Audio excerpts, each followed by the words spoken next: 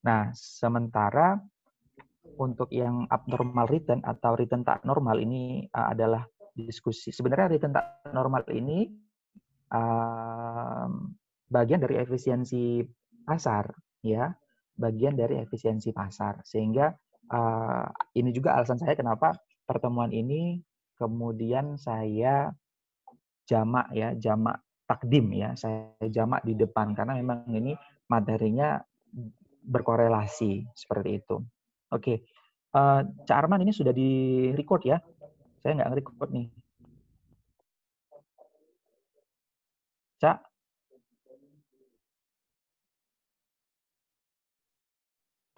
Atau siapa yang Sudah Pak, record? sudah Pak. Ini recordnya sudah Oke. jalan Pak. Oke, baik. Oke, masuk yang pertama untuk yang efisiensi pasar dulu nih, teman-teman. Saya mau tanya dulu nih, dari kelas C, tadi kalau nggak salah Mbak Ayu ya? Mbak Ayu, Mbak Tias. Oke, Mbak Tias, apa itu efisiensi pasar?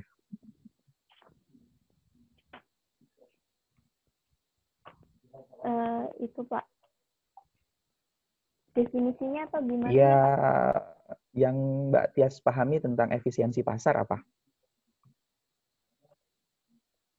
Itu Pak, sekuritas yang dihargai kurang benar merupakan sekuritas yang harganya menyimpang dari nilai intrinsiknya atau nilai fundamentalnya. Untuk konteks ini, maka efisiensi pasar diukur dari seberapa jauh harga sekuritas yang menyimpang dari nilai intrinsiknya. Jadi ada beberapa definisi. Yang pertama tuh dari nilai intrinsik pasar, dari akurasi ekspektasi harga, kemudian dari distribusi informasi, dan dari proses dinamik. Kebetulan yang mencari materi ini kan dibagi Pak. Ini yang nyari Pandil, saya yang di pengujiannya. Oke, baik. Kalau disederhanakan apa? Dengan bahasa yang sederhana gitu, apa itu efisiensi pasar? Atau pasar yang efisien itu yang pasar yang seperti apa sih?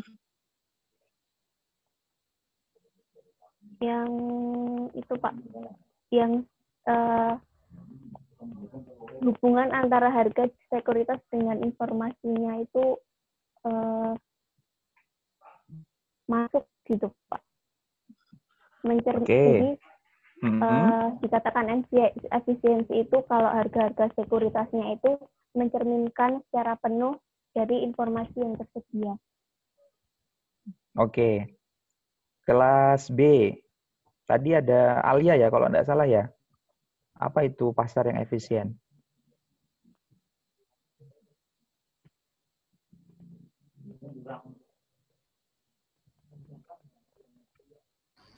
Mbak Alia. Selain Alia tadi siapa? Kalau dilihat dari list kelompoknya sih ada Alia, ada Pandu, ada Hamadan, Pak. Oke. Pandu ada? Belum ada. Ada Pak. Hamadan? Alim Pandu ada Pak. Ada? Ada Pak. Oke. Hadir Pak Alia hadir. Astagfirullah. Astagfirullah. Aduh. Oke. Ya, Alia dulu kalau gitu. Alia, apa itu pasar efisien? Sederhananya, yang Alia pahami, apa itu pasar efisien? Pasar efisien. Pasar efisien itu suatu kondisi di mana pasar tuh bereaksi cepat gitu, bereaksi cepat untuk capai itu harganya itu seimbang gitu. Dan ya gitu deh Pak pokoknya. Pasar harganya seimbang efisien. Yang sepenuhnya tuh mencerminkan informasi ya gitu deh Pak intinya. Oke. Pandu gimana Pandu? Sama Pak kayak Alia. Sama ya, idem. Oke. Kelas Kelas A, kelas A. Tadi kalau tidak salah ada Arum atau Filiana tadi ya? Kelas A. Arum. Arum. Arum, Pak. Arum.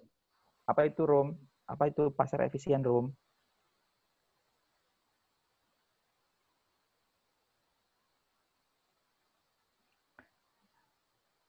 Mana Arum? Arumnya tidak ada, Pak. Tadi ada kayaknya ya? Iya, tadi ada, Pak. Oh iya, iya. Mungkin dipanggil Ibu. Ibu mertua. Wow. Oke. Jadi gini sederhananya teman-teman. Saya akan menjelaskan, tapi tidak langsung ke makna yang definitif ya. Saya mencoba untuk membawa teman-teman untuk memahami sebuah ilustrasi atau kasus. Jadi misalkan saya mau beli mobil ya. Di Jalan Magelang itu kan kalau hari Ahad itu banyak mobil-mobil ya. Mobil-mobil terparkir, kinclong-kinclong ya. Jadi orang-orang yang mau beli mobil, termasuk saya mungkin yang ingin beli mobil, second mungkin ya, itu bisa datang ke Jalan Magelang ya untuk melihat mobil-mobil yang terparkir di sana. Nah,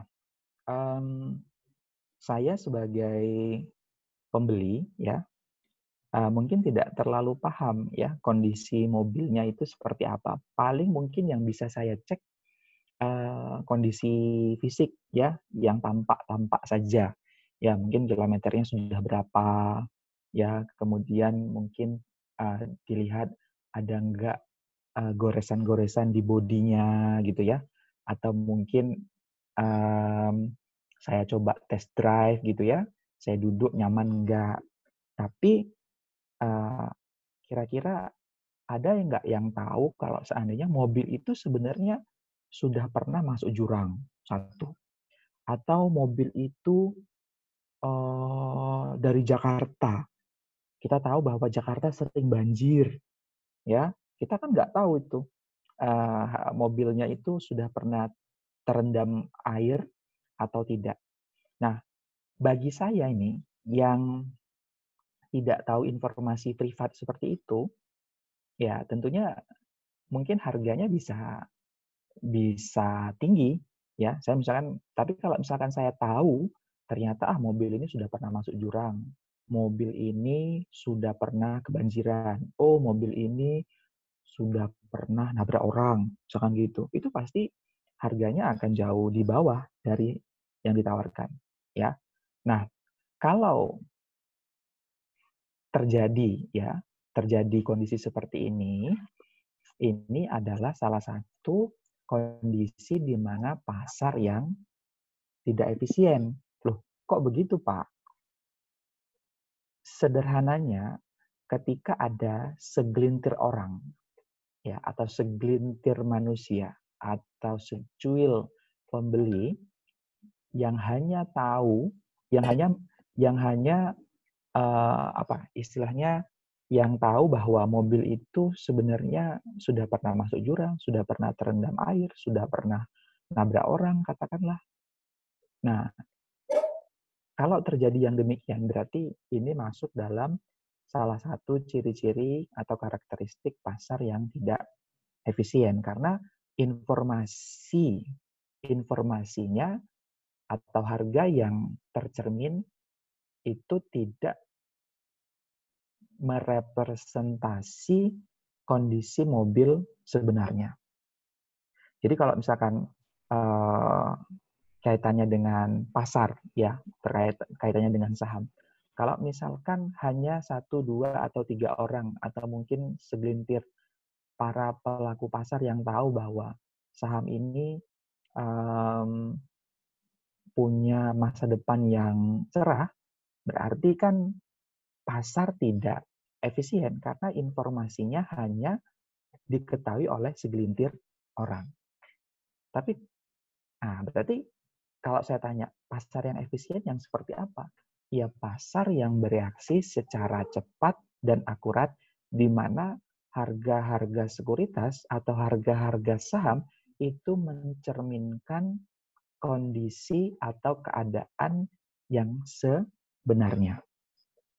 Ya, walaupun nanti teman-teman menemukan ada beberapa tipe atau jenis pasar yang efisien.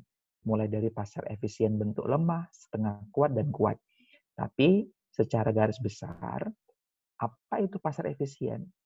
Pasar efisien adalah suatu kondisi ya yang mencerminkan secara cepat dan akurat harga-harga sekuritas atau harga-harga saham yang diperdagangkan. Nah, harga-harga tadi itu mencoba untuk mencapai harga keseimbangan ya yang memang benar-benar mencerminkan kondisi atau informasi yang tersedia. Jadi misalkan semuanya paham kalau seandainya Sido muncul mau bagi-bagi dividen. Oh, berarti ini bagus nih prospeknya. Jadi nggak ada satu pihak yang diuntungkan, tidak ada satu pihak yang dirugikan. Semuanya tahu. Sehingga informasi ini bisa terserap dengan baik. Nah, kalau misalkan informasi atau corporate action hanya dinikmati oleh segelintir orang, ini salah satu ciri pasar yang tidak efisien. Tapi di zaman seperti ini ya, di zaman serba digital, kayaknya kita akan semakin mudah ini untuk menemukan pasar yang efisien. Kecuali misalkan 10-20 tahun yang lalu, teknologi belum berkembang pesat seperti sekarang, informasi juga tidak terdiseminasi dengan baik, terpublikasi dengan baik. Kalau sekarang coba, perusahaan melakukan corporate action seperti apa, 1, 2, 3 menit ke depan, itu se-Indonesia Raya, bahkan sedunia, itu sudah tahu. Katakanlah kemarin Unilever ingin melakukan stock split, karena mungkin harganya sudah terlalu mahal. Maka kemudian perlu stock split. Ya, itu hitungan detik, hitungan menit. Ya, itu semua sudah tahu, Unilever melakukan stock split. Seperti itu. Jadi, kalau untuk sekarang ini, Pak, gimana Pak? Apakah pasar kita sudah efisien? Kalau untuk menjamin apakah benar 100% efisien, nah ini kita juga harus melakukan pengujian. Tapi setidaknya dengan kondisi kita di era digital seperti sekarang ini, kita bisa mengatakan bahwa untuk mencapai harga keseimbangan atau equilibrium itu sangat mudah. Seperti itu. Nah, itu pertama ya, definisi yang harus teman-teman pahami terkait dengan apa itu efisiensi pasar atau pasar yang efisien. Nah, kemudian terkait dengan efisiensi pasar ini, ada 3 bentuk ya teman-teman, di mana ini diusulkan oleh Fama tahun 1970. Fama mengklasifikasi atau mengkategori ada 3 bentuk efisiensi pasar. Efisiensi pasar bentuk lemah. Sederhananya begini, kalau bentuk lemah artinya harga-harga yang tercermin saat ini itu hanya berdasarkan informasi masa lalu. Masa lalu, ingat ya, masa lalu. Jadi kalau misalkan harga Sido muncul saat ini, katakanlah 1.200, berarti harga-harga saat ini itu tercermin dari return atau corporate action di masa lalu. Salah dengan masa lalu? Nggak ada yang salah dengan masa lalu, teman-teman. Ya, masa lalu itu juga dibutuhkan. Ya, historical data itu juga dibutuhkan. Ya, untuk melakukan analisis. Tapi ternyata masa lalu itu juga ternyata bagian dari pasar yang efisien tapi bentuknya lemah. Nah, bagaimana dengan bentuk yang setengah kuat? Kalau bentuk yang setengah kuat, berarti harga yang tercermin di pasar itu mencerminkan semua informasi yang dipublikasikan. Oke, sudah terasa bedanya ya. Kalau tadi kita bentuk yang lemah itu berarti mengacu ke data masa lalu. Nah, sementara untuk yang bentuk yang setengah kuat, harga-harga sekuritas saat ini yang ada di pasar itu mencerminkan semua informasi yang dipublikasikan. Oke, jadi apa yang dipublikasikan, Pak? Bisa tadi pembagian dividen, bisa pengumuman laba, bisa juga yang dipublis itu misalkan dari laporan keuangan, kinerja keuangan, atau mungkin bisa juga dipublikasikan merger dan akuisisi. Ini semua informasi yang dipublikasikan, yang teman-teman bisa cari, ya. Nah, yang ketiga ini yang agak susah nih, ya. Bentuk kuat. Bentuk kuat itu artinya bentuk lemah ditambah bentuk setengah kuat ditambah dengan informasi yang sifatnya privasi. Kalau teman-teman tahu bebet, bobot, bibit, bobot. Nah, kadang-kadang kan mungkin kita cuma tahu aja bobotnya. Oh, berat badannya gitu kan. Tapi kita nggak tahu bibit bebetnya nih. Nah, kalau kita tahu dari mulai, mohon maaf nih ya, masa lalunya, wah, kemudian sekarang ini, ya, sampai yang jelek-jeleknya kita tahu, nah itu berarti pasar yang efisien, bentuk kuat. Seperti itu. Kita mungkin nggak tahu nih, kalau ternyata ada satu produk yang mungkin misalkan perusahaan X, kita nggak tahu nih, ternyata ada informasi, ada cacat dari produk itu.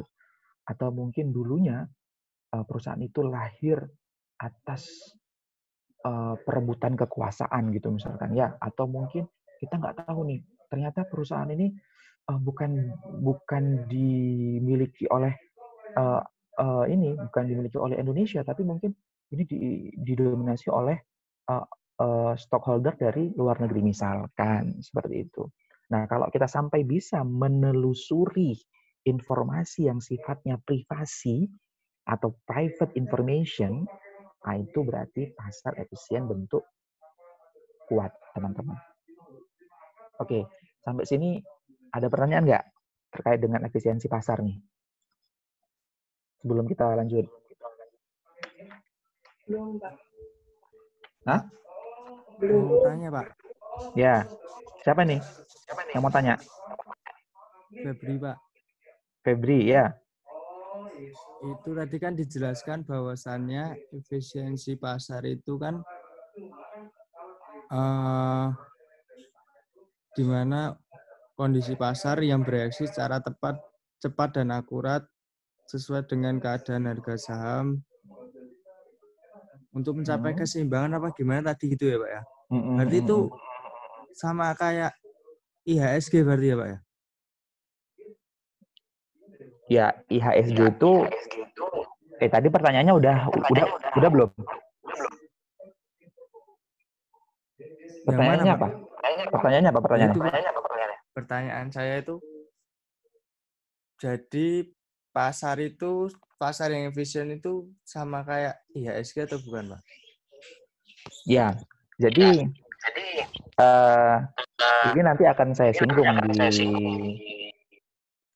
di return after market return ya. Tapi gini, yang perlu teman-teman ketahui adalah IHSG ini kan gabungan ya seluruh saham. Ya, kemarin kita juga sudah mencoba untuk menghitung. Artinya harga-harga keseimbangan dari setiap sekuritas ini juga akan berpengaruh terhadap IHSG. Seperti itu. Nah, nanti coba kita lihat ya bagaimana peranan dari IHSG dalam mempengaruhi atau mendukung efisiensi pasar seperti itu. Tapi pada prinsipnya karena IHSG itu dibentuk dari sekuritas-sekuritas yang list di Bursa Efek Indonesia, maka ini ya kurang lebih IHSG itu juga mencerminkan bagaimana harga-harga dari semua sekuritas itu terbentuk seperti itu. Jadi kalau misalkan ada saham kemudian oke, mungkin ada pertanyaan begini, Pak, apa yang mempengaruhi naik dan turunnya harga saham? Ya, yang paling sederhana yang bisa kita pahami adalah kekuatan permintaan dan penawaran. Jadi ada indikasi kalau misalkan perusahaan investor menganggap bahwa perusahaan X ini sudah tidak layak ya untuk disimpan, untuk dikoleksi, katakanlah seperti itu. Kemudian dia jual. Nah, ternyata di pasar lebih banyak yang jual saham X ketimbang yang beli saham X. Ini artinya apa? Kok ada yang jual banyak banget, sementara yang beli nggak ada atau mungkin sedikit. Nah, berarti ini ada indikasi bahwa sahamnya nggak bagus. Begitu ada indikasi sahamnya nggak bagus, ini pasar akan merespon dengan cepat. Nah, akhirnya semuanya jual. Ada apa gitu kan? Nah, ini akan membentuk harga keseimbangan yang baru. Katakanlah misalkan kemarin Telkom itu sempat di angka 3.500. Tiba-tiba kemudian nggak tahu nih, dia turun sampai sekarang saya belum cek lagi ya. Jumat kemarin 3.320 atau 3.330. Nah, mungkin karena ini dipengaruhi oleh kekuatan permintaan dan penawaran, orang-orang menganggap bahwa mungkin Telkom itu mungkin tidak sesuai dengan performa yang diinginkan. Sehingga mungkin orang, adalah yang penting sudah untungnya sedikit, yang penting sudah untung walaupun mungkin untungnya sudah sedikit. Daripada aku simpan lagi, jangan-jangan nanti nilainya akan semakin merosot. Akhirnya apa? Akhirnya lebih banyak yang jual daripada yang beli, sehingga harganya juga ikut merosot. Nah, untuk membentuk harga keseimbangan yang baru, ya, jadi harga keseimbangan yang barunya 3.320 atau 3.330. Nah, bagaimana korelasinya dengan IHSG? Ya, tentunya ini IHSG-nya juga akan menyesuaikan ya. Kalau seandainya harga ini merangkak naik, ya IHSG juga pasti ikut naik. Karena kan di rumus teman-teman, di persamaan baik itu persamaan single index model maupun capital asset pricing model, itu kan kemarin kita sudah seia dan sekata ya. Jadi ada korelasi positif antara return pasar yaitu IHSG dengan return sebuah sekuritas dan hubungannya positif. Jadi kalau positif itu yang satu naik maka yang satu juga ikut naik. Seperti itu.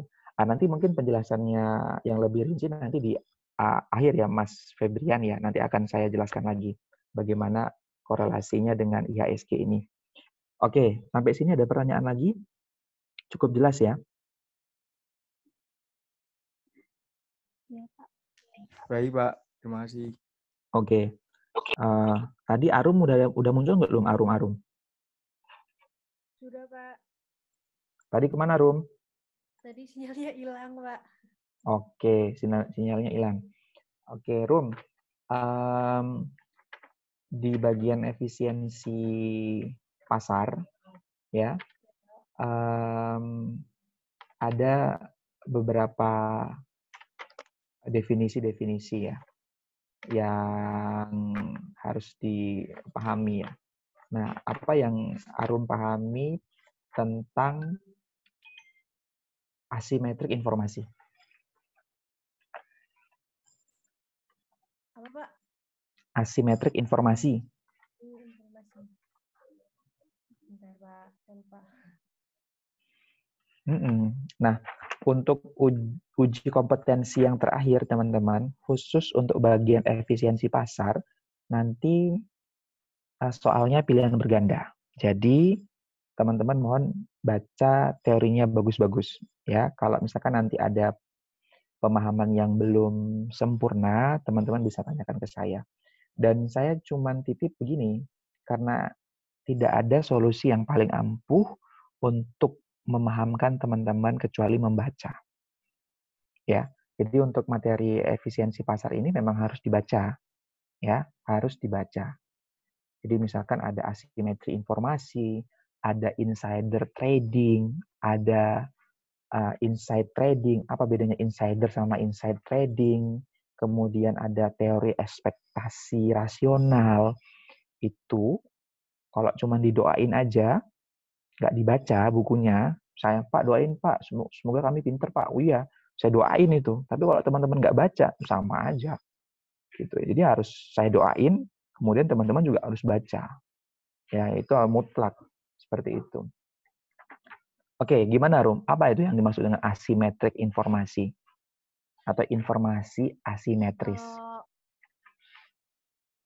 Kalau sepemahaman saya tuh kalau asimetri informasi itu ada satu pihak yang kelebihan informasi, sedangkan ada pihak lain yang kurang informasi, gitu Pak. Informasi terkait? Kalau di sini tentang perusahaan sekuritas. Oke, jadi bisa jadi begini teman-teman, kenapa kok ada perbedaan ya? Mungkin di satu sisi, kenapa Pak Izdra pilih Sido Muncul dibanding dengan Kalbi Farma?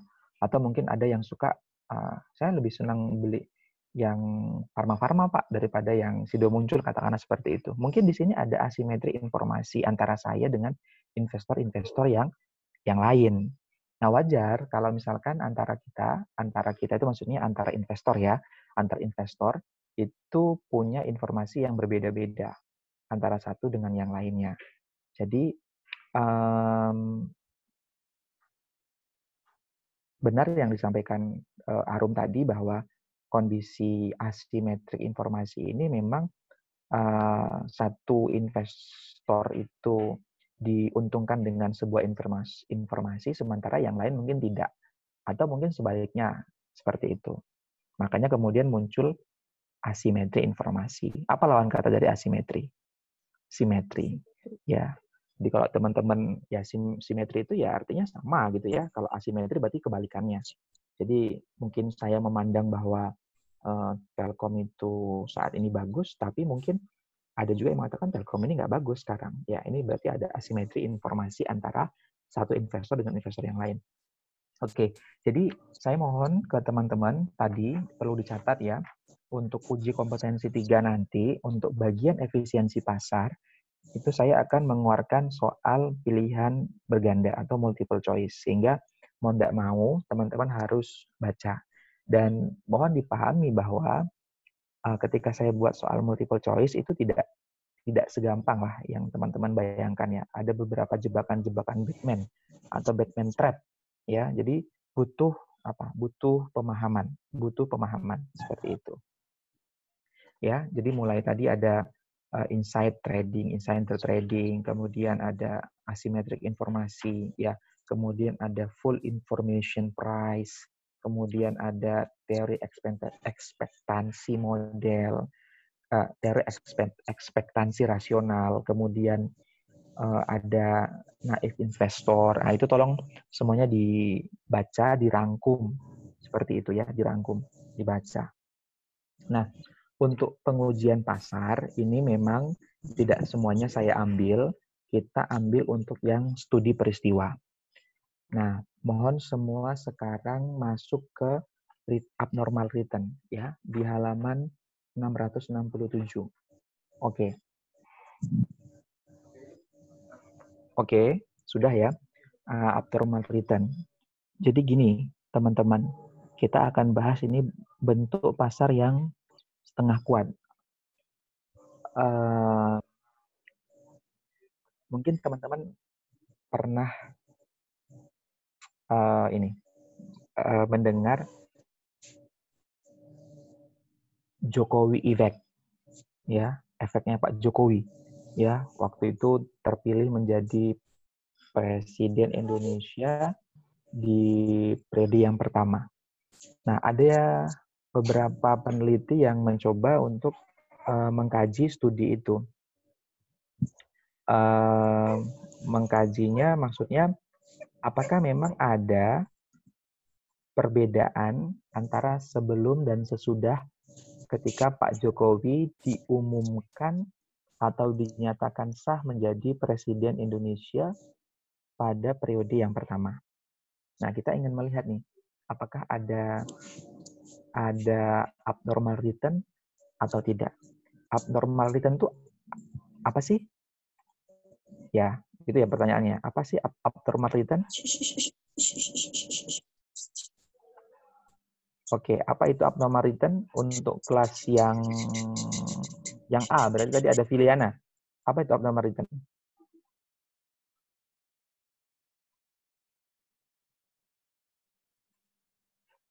Halo? Iya Pak. Ini anak. Hello guys. Assalamualaikum. Filiana tadi yang kelas A? Ada Iya, Filiana? Pak. Ah, Itu apa retun itu? tak normal itu terjadi ketika adanya selisih antara return sesungguhnya dengan return ekspektasian, Pak. Apa itu return sesungguhnya? Return sesungguhnya itu return yang nyata didapat ketika memang gimana ya?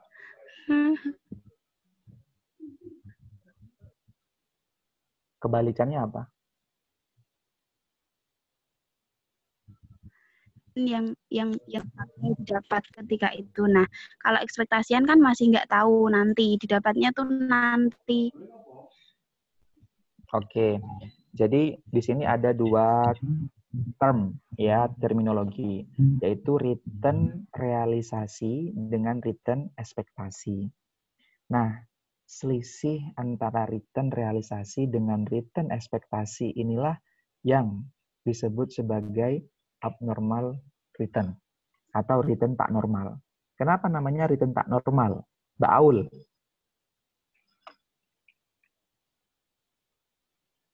Mbak Aul. Mbak Ai. Kenapa Aul. namanya Iya, return Pak. Ah, Iya, Pak. Kenapa? Karena Kenapa Oke, kenapa? karena return realisasian itu yang terjadi harganya relatif pada harga sebelumnya. Maksudnya? Terus return apa ya, Pak?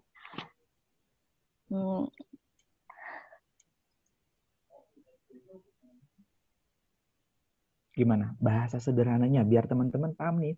Kok ada return tak normal? Berarti ada return yang normal. Atau tak normal ini sakit jiwa nih returnnya. Jangan-jangan gitu. Coba nih kita clearkan dulu nih dari definisinya. Kenapa kok nggak normal gitu?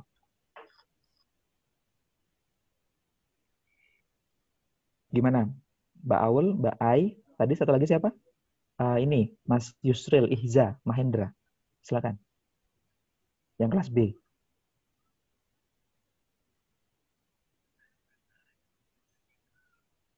Kalau untuk menghitungnya tadi Filiana sudah jelaskan ya, selisih ya. Jadi return tak normal itu diperoleh dari selisih ya, selisih antara return realisasi dengan return ekspektasi. Return realisasi itu apa? Return yang benar-benar terjadi. Sementara return ekspektasi itu belum terjadi. Namanya juga ekspektasi berharap seperti itu. Nah, lantas pertanyaan kedua saya, apa itu kenapa dikatakan return tak normal gitu ya? Kenapa? Kenapa namanya return tak normal? Apa maksudnya tak normal ini? Mungkin karena return yang terjadi atau return realisasian itu tidak sesuai dengan return ekspektasian yang diharapkan oleh investor gitu, Pak. Mungkin. Gimana Mbak Ai? Pelan-pelan. Tarik nafas, pelan-pelan. Return tak normal itu terjadi karena pelan-pelan. Return yang terjadi atau return realisasian itu tidak sesuai dengan apa yang diharapkan oleh investor. Oke. Kalau investor tuh senangnya yang tak normal apa yang normal? Pertanyaan ketiga. Yang normal. Oh, yang normal? Dong, Pak. Bukan yang tak normal ya? Yang normal dong. Yang normal, Bang Ahyar. Yakin? Yang normal? Nggak pengen Pak, yang bisa diperkirakan, Pak. Oke. Yang lain mungkin mau bersuara, investor tuh lebih senang yang normal apa yang tak normal? Kalau nggak normalnya lebih tinggi ya, gitu loh, Pak. Kalau normal lebih tinggi ya mending ambil yang abnormal. Pipit, tadi nggak jelas, Pit. Kalau misalnya yang abnormalnya itu lebih tinggi dari ekspektasian, kenapa nggak milih yang abnormal gitu, Pak? Mungkin. Oke, berarti tergantung ya.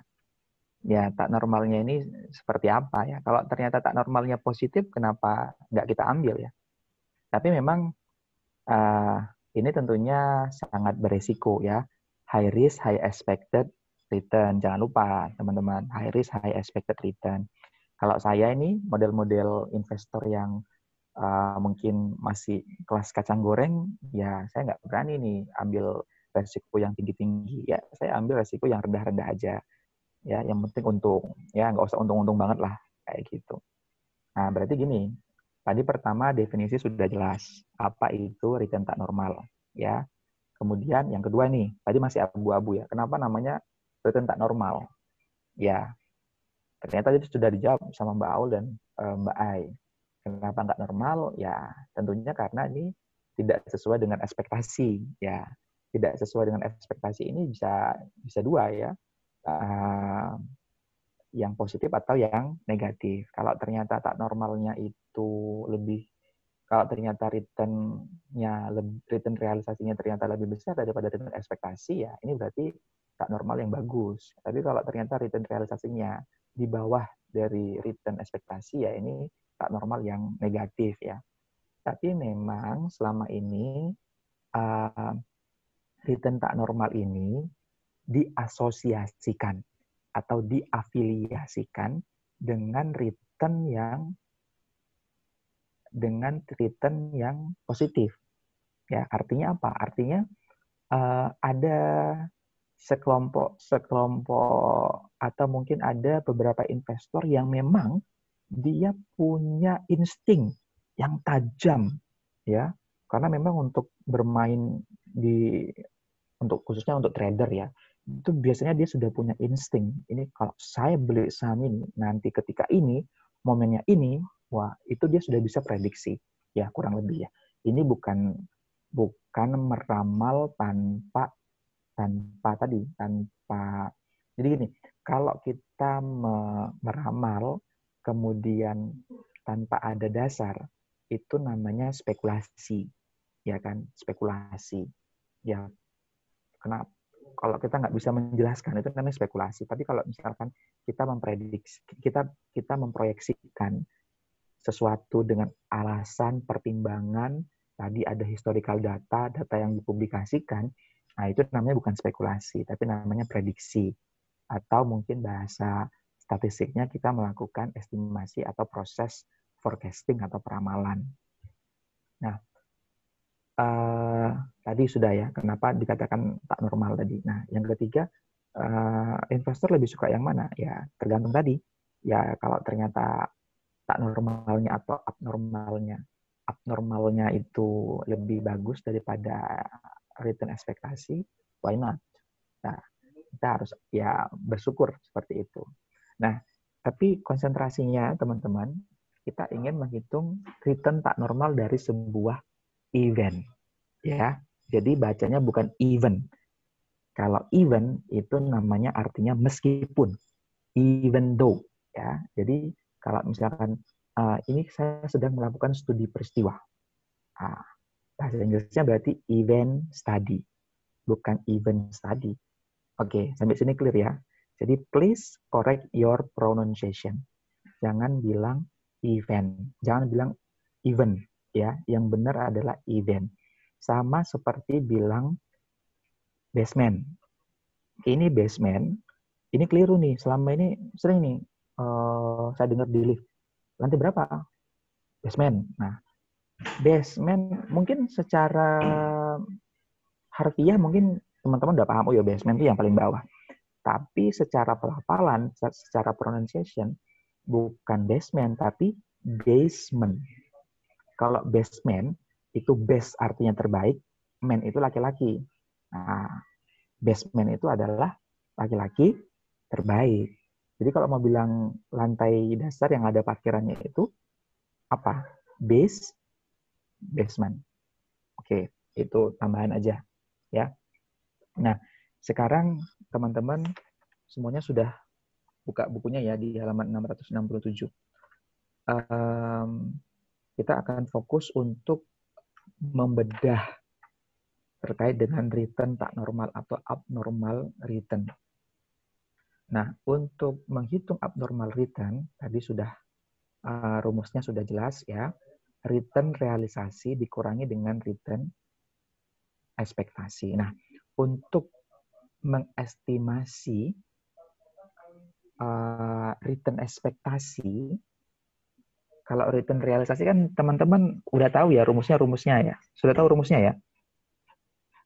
Bagaimana menghitung return realisasi, teman-teman? Halo?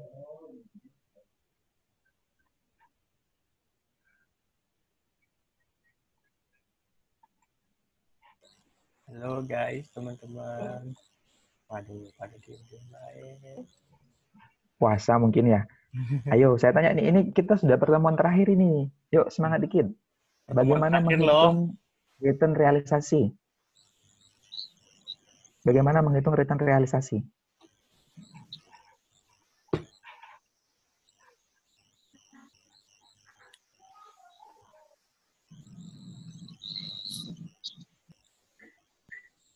Harga saham periode sekarang dikurangi periode sebelumnya dibagi periode sebelumnya.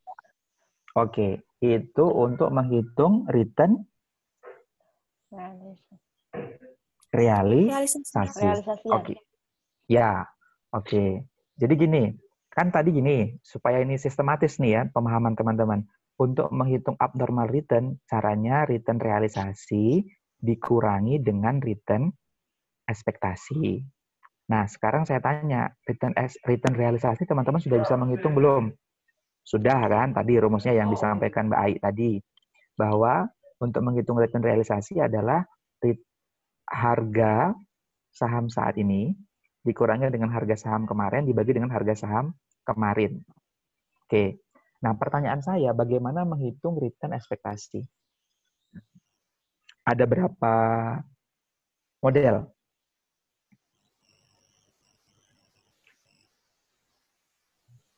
Yang presentasi, kelas C. Ayo, kelas C. Yang presentasi kelas C. Yang kelas siang, teman-teman.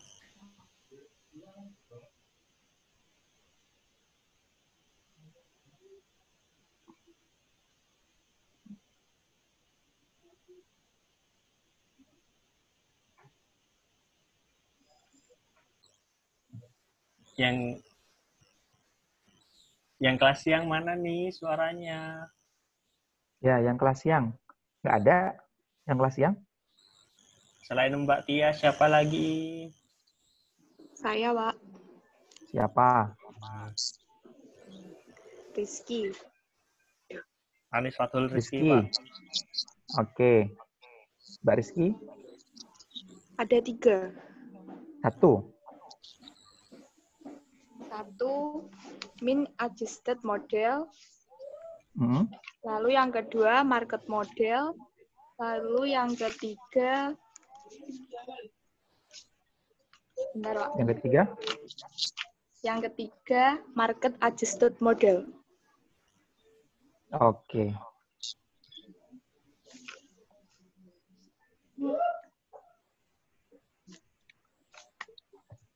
Sudah clear ya. Berarti untuk untuk menghitung return ekspektasi, kita membutuhkan 3 model. Yang pertama adalah mean adjusted model. Yang kedua adalah market model.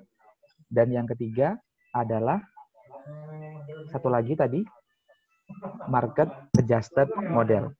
Mohon nih diingat-ingat nih, ada 3. Oke. Nah,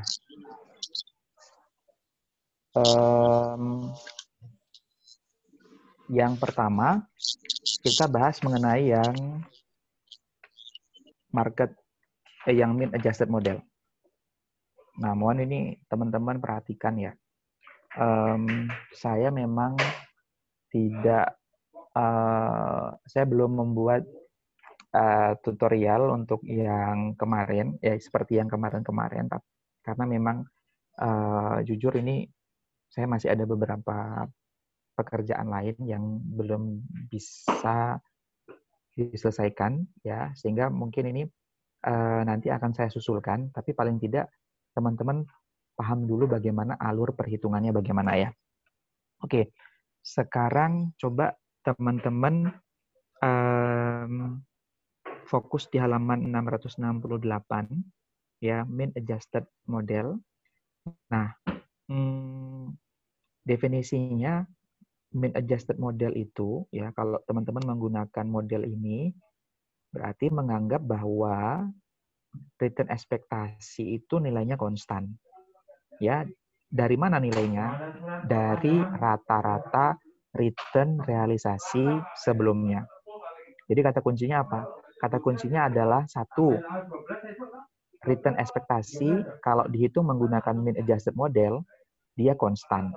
Kemudian bagaimana menghitungnya? Menghitungnya adalah dengan merata-rata, ya, dengan merata-rata return realisasi sebelumnya. Oke, sekarang ada ilustrasi bagus nih di halaman 669, gambar 17.1. Di dalam studi peristiwa atau event study, ya, di sini ada hal-hal yang perlu teman-teman ketahui. Jadi ada dua periode. Yang pertama periode estimasi, yang kedua ada periode jendela atau biasanya disebut sebagai periode pengamatan. Ingat, ada dua periode. Periode estimasi dengan periode jendela. Nah, periode estimasi itu yang dari T1 sampai dengan T2. Sementara untuk periode jendela itu ada T3, kemudian T0 sama T4. Nah, T0 itu maksudnya apa? Maksudnya adalah di mana peristiwa itu diumumkan. Jadi misalkan perusahaan mengumumkan bahwa perusahaan diakuisisi oleh perusahaan yang lain pada tanggal 11 Mei. Maka T0-nya adalah 11 Mei. Kalau T-1-nya berapa? Tanggal berapa? Kalau T-1. April.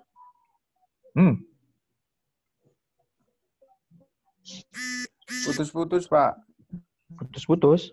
Ulangin. Bisa diulangi, Pak. Ulangin ya. Masih fokus ya. Ya. Nah, misalkan hari ini tanggal 11 Mei ya, atau beda tanggal kita? Sama ya? Oh, kirain mentang-mentang di Madura sudah beda gitu kan. Enggak, saya ada 24, Pak. Cuma beda jam aja, Pak. Beda jam aja, Pak. Beda jam aja ya? Di saya malam. Oke, misalkan hari ini ya perusahaan ABCD, emiten ABCD itu mengumumkan bahwa perusahaan mereka itu diakuisisi oleh perusahaan XYZ. Ya, tanggal 11 Mei ini ya kan. Nah, kalau saya tanya, T-1-nya tanggal berapa? 10 Mei. 10 Mei. Kalau T+1-nya? 12 Mei. Mei. T-2? 13 Mei. 13 Mei. T-2? 9, Pak. 9 Mei. 9 Mei. Iya. Soalnya 9, Pak. Tidur. Ada yang baru bangun lagi. Oke. Kalau T+2-nya berarti? 13 Mei. Oke. 13. Nah, jadi kita ingin di studi peristiwa ini, kita ingin mendeteksi apakah ada abnormal return, ya. Apakah ada abnormal return? Katakanlah misalkan yang paling sederhana nih, si Do muncul mau bagi-bagi dividen. Bagi-bagi dividennya kapan? Bagi-bagi dividennya katakanlah besok, tanggal 12 Mei. Oke, berarti termin satunya tanggal berapa? Bawa tasnya kayak bawa semua bawa. Termin satunya berapa? Besok, Pak. Baginya besok. Pengumumannya besok. Pengumumannya besok. Ya, 12 Mei. Nah, berarti termin satunya 11 Mei. Kalau T plus satunya? 13 Mei. 13 Mei. Oke. Jadi, itu namanya yang katakanlah misalkan 3 hari sebelum, kemudian 3 hari sesudah, kemudian T0 itu adalah hari di mana peristiwa atau event itu terjadi. Nah, sebelum itu artinya T-4, T-5, T-6 sampai dengan T-203 di halaman 670, coba buka dibalik. Itu namanya periode estimasi. Periode estimasi. Oke. Nah, jadi biasanya kita ingin melihat nih 3 hari sebelum diumumkan, 3 hari setelah diumumkan, pada saat harinya bagaimana reaksinya. Kalau ternyata, nih, mohon dicatat nih, kalau ternyata di -3, -2, -1 itu ada abnormal return, berarti sudah ada kebocoran informasi. Catat ya, itu signifikan di -3, -2, dan -1 berarti ada kebocoran informasi. Tapi kalau misalkan signifikannya pada hari itu juga atau T0, berarti itu ada reaksi pasar. Oke. Reaksi pasar langsung bereaksi, pasar langsung bereaksi. Kemudian kalau misalkan terjadi di T+1, T+2, T+3, berarti ini mengindikasikan apa? Mengindikasikan kecepatan reaksi pasar. Oke, sampai sini bisa dipahami ya. Nah, penjelasan saya ini semuanya ada di buku ya, tapi ini coba saya rangkum ya, biar teman-teman bisa mendapatkan poin-poin yang memang benar-benar membantu pemahaman teman-teman. Oke, jadi di dalam studi peristiwa ini, kalau dibentang dari kutub utara atau mungkin barat timur ya, ini ada periode estimasi, ada periode pengamatan atau periode jendela atau window period ya, atau ya itulah ya namanya periode jendela atau tadi dan periode estimasi. Nah, kembali ke penjelasan mean adjusted model. Kalau kita menggunakan pendekatan mean adjusted model, teman-teman, maka kita harus mengumpulkan return realisasi 200 hari sebelumnya. Contoh misalkan, ini tanggal 11 ya, tanggal 11. 3 hari yang lalu berarti 8, 9, 10. Betul? 8, 9, 10. Oke. Sementara untuk yang 3 hari ke depan berarti 12, 13, 14. Ya? Pertanyaan saya, mohon dicatat ini. Periode estimasinya dimulai dari tanggal berapa?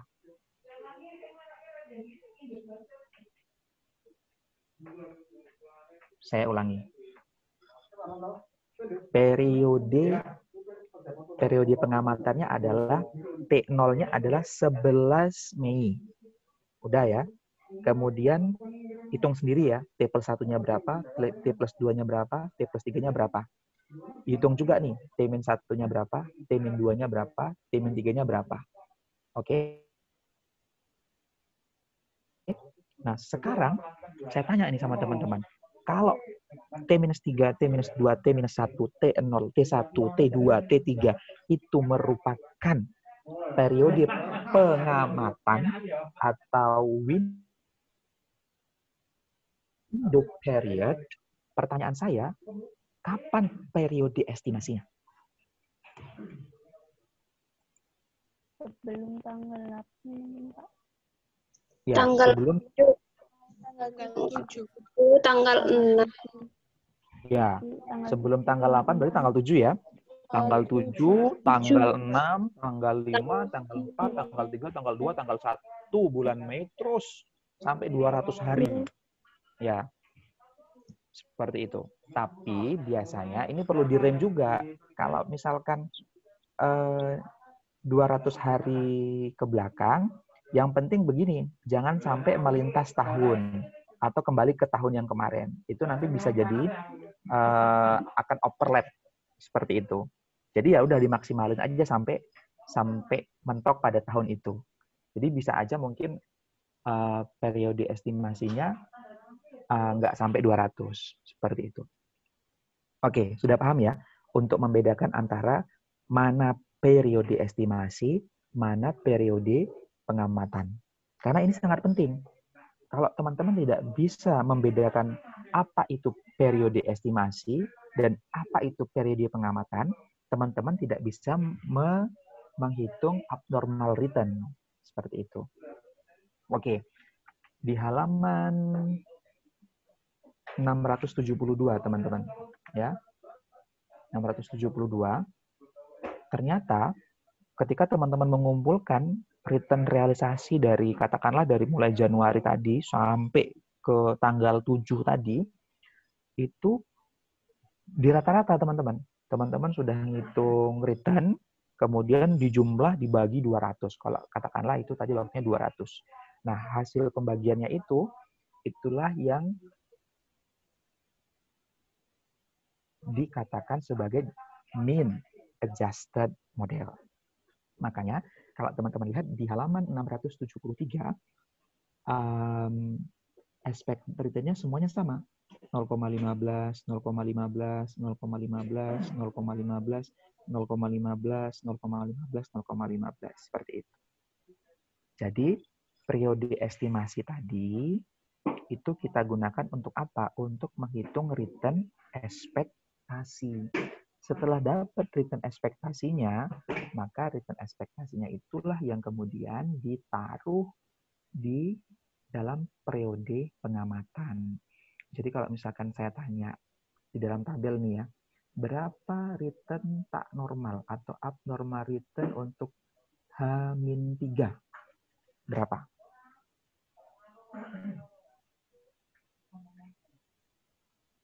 Berapa return tak normal atau abnormal return untuk H-3 di tabel 17.1. 0,015. Return tak normalnya berapa? 0,001. Nah, 0,001. Dari mana, Pak? 0,001. Return-nya sudah ketemu, return realisasinya 0,151.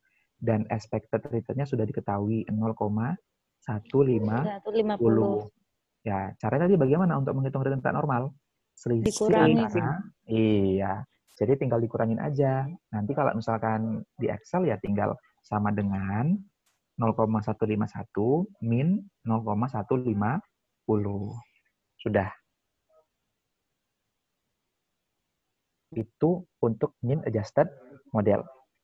Sekarang market model. Sebelum market model udah paham belum tadi untuk yang mean adjusted model? Gimana cara ngitungnya?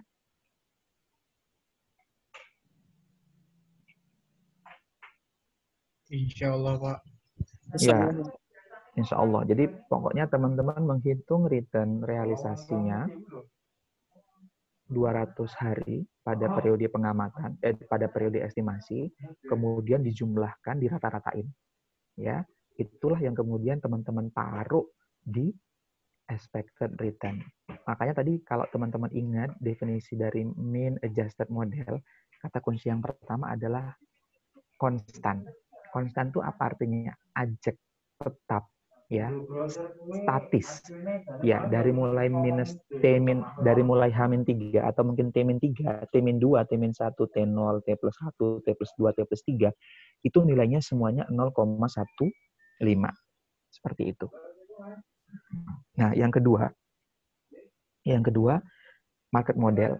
Nah, market model ini memang agak sedikit ribet, tapi nggak ribet juga karena teman-teman itu sudah pernah menghitungnya dengan pendekatan OLS atau Ordinary Least Square. Apa itu OLS? OLS itu adalah sebuah metode estimasi, ya. Metode adalah sebuah metode estimasi untuk apa, Pak? Ya, untuk menganalisis garis regresi. Dengan cara apa? Dengan cara meminimalkan kesalahan kuadrat. Ya. Jadi maksudnya apa, Pak? Di dalam regresi itu kan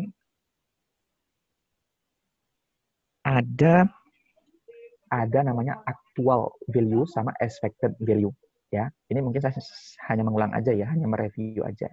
Nah, teman-teman di statistik 2 sudah dapat tuh apa itu ordinary least square. Jadi intinya metode ini untuk mengestimasi model regresi dengan meminimalkan kesalahan atau error.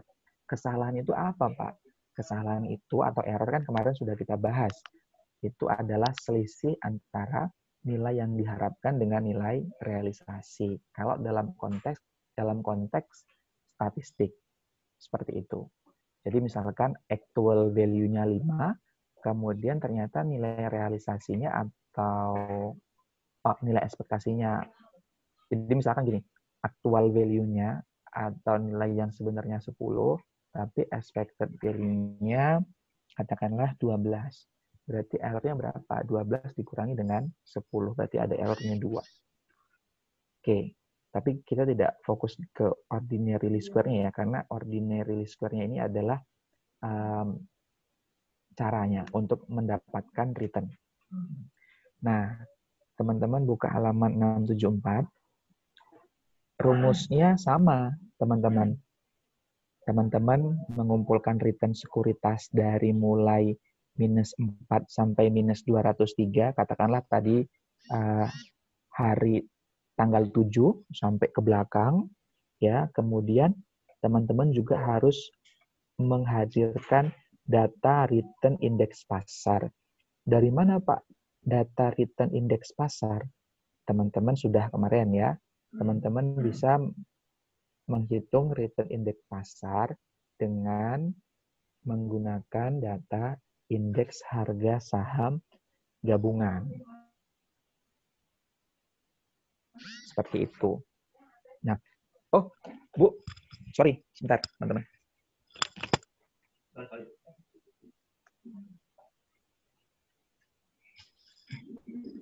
Oke, jadi untuk untuk market model ini kita menggunakan teknik ordinary least square ya. Caranya sama seperti yang kemarin ya. Teman-teman meregress ya antara return sekuritas dengan return indeks pasar. Nah, hasilnya ada di halaman 675, teman-teman. Jadi untuk sekuritas pertama itu persamaannya, return sekuritas kedua ada persamaannya, return sekuritas 3 ada persamaannya. Nah, ternyata pekerjaannya nggak sampai di sini, teman-teman. Lihat di halaman 676. Ini agak panjang, tapi tidak sulit. Hanya jalannya yang panjang. Ketika teman-teman sudah mendapat persamaan, ya, tadi kan persamaan untuk return sekuritas pertama kan 0,007 ditambah 1,67 dikali dengan RM. atau return indeks pasar. Nah, sekarang return indeks pasarnya itu diganti dengan angka 0,15. Diganti dengan angka 0,16, 0,17, 0,18, 0,15, 0,17, 0,18. Nah, kalau teman-teman perhatikan di halaman 676 pertama kali itu 0,07 ditambah 1,67 dikali 0,15 sama dengan 0,26. Inilah expected return atau return ekspektasian untuk sekuritas 1 pada H-3. Yang bawahnya 0,007 ditambah 1,67 dikali 0,16 sama dengan 0,27. Ini adalah return ekspektasian untuk sekuritas pertama pada hari -2 atau T-2 dan seterusnya. Nah, ketika teman-teman sudah menghitung semuanya, maka teman-teman bisa lihat di halaman 678 di tabel 17.4. Di tabel 17.4 sekarang pertanyaan saya, dari mana 0,01 untuk sekuritas pertama? Dari mana 0,01? 0,01 itu adalah return tak normal. Ya, dari mana angka 0,01 itu? Dari 0,26 dikurangi 0,27 dikurangi 0,26, Pak. Nah, betul.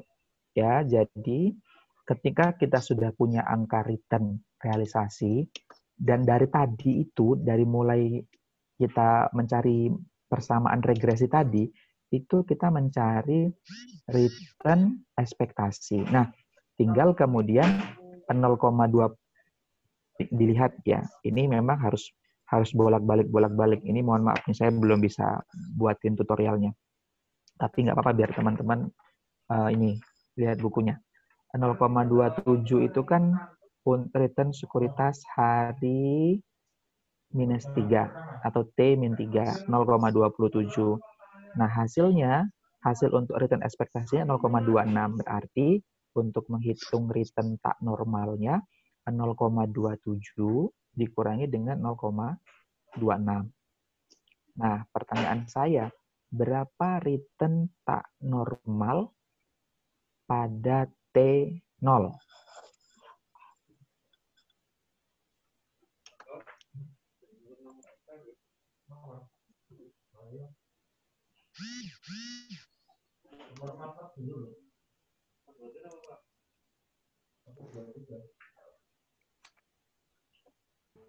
Berapa return tak normal pada saat T0 untuk sekuritas pertama?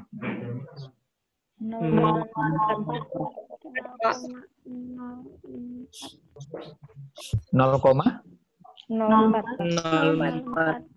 Nah, 0,04 itu dari mana? Dari return sekuritas.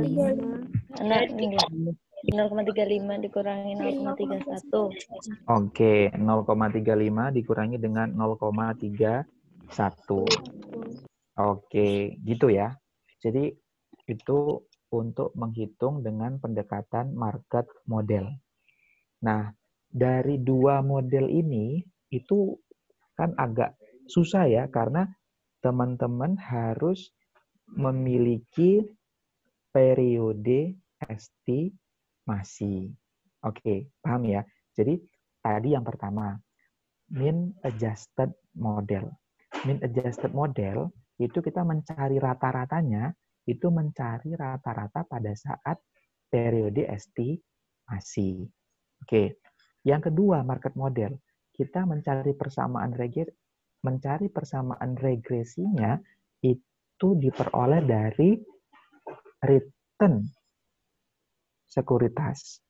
dengan return indeks pasar itu pada saat periode estimasi. Kedua model ini membutuhkan periode estimasi. Mohon dicatat. Kedua model ini membutuhkan periode estimasi. Jadi kalau teman-teman misalkan besok mau membuat tugas akhir, ya, jangan sampai kesalahan ini terulang kembali. Ketika teman-teman menggunakan mean adjusted model, kok nggak ada periode estimasinya? Jangan salahkan penguji kalau tugas akhir teman-teman itu ditolak. Jangan salahkan pembimbing, jangan salahkan penguji kalau kelulusan teman-teman ditunda.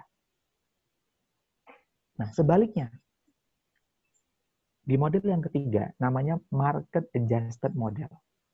Di dalam market adjusted model, ini langsung to the point aja. Tidak ada periode estimasi.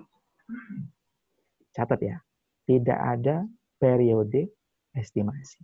Jadi, kalau ada tugas akhir skripsi dengan tema event study menggunakan pendekatan market adjusted model, kemudian dia tampilkan ada periode estimasi, jangan salahkan pembimbing, jangan salahkan penguji. Kalau kelulusannya ditunda, karena pasti akan diminta untuk, Mbak, Mas, tolong perbaiki. Seperti itu. Bukan nggak lulus, ya. Saya sengaja tidak menggunakan kata tidak lulus, tapi kelulusannya ditunda sampai benar-benar diperbaiki. Oke, jadi sudah tahu ya bedanya ya, adjusted mean adjusted model sama market model itu membutuhkan periode estimasi, sedangkan market adjusted model dia tidak membutuhkan periode estimasi. Dan mungkin secara pribadi, in my opinion, market adjusted model menurut saya adalah the easiest model, in my opinion. Kenapa? Pertama, tidak membutuhkan periode estimasi. Rata-rata periode estimasi itu durasinya panjang sekali, teman-teman. Sementara untuk yang market adjusted model ini tidak perlu menggunakan periode estimasi. Dan return ekspektasinya itu langsung diambil dari return indeks pasar. Oke, kelihatan ya betapa mudahnya ya kalau menggunakan market adjusted model. Sampai sini ada pertanyaan?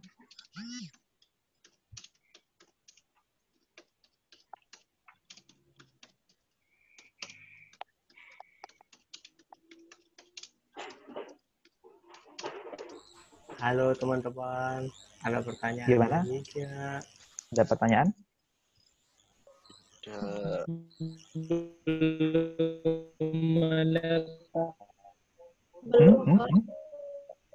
Berarti sudah paham ya? Gimana, Aing? Hah? Lewat chat aja yang kalau macet-macet. Putus-putus, Pak. Penjelasan saya tadi putus-putus. Iya, Pak. Tidak, Pak. Oh, ada yang iya, ada yang enggak. Berarti memang kualitas jaringan.